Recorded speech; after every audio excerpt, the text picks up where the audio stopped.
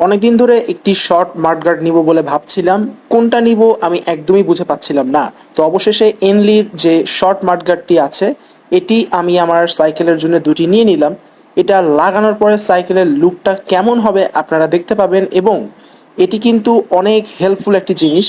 আর আমি মাডগার্ড সত্যি বলতে একদমই পছন্দ করি না, তারপরেও সাইকেলের লুকটাকে একটু আপগ্রেড করার জন্য আমি এই মাডগার্ড দুটি, একটি আমার সাইকেলের সামনের সাসপেনশনের সাথে আর আরেকটি আমার সাইকেলের চাকার সাথে যে ফ্রেমটি আছে এই ফ্রেমটিতে ইনস্টল করে ফেললাম।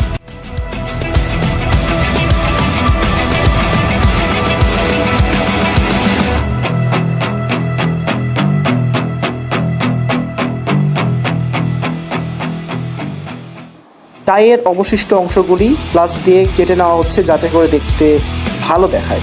তো সব কিছু কমপ্লিট। সত্যি বলতে সাইকেলটির পুরো লুকটাই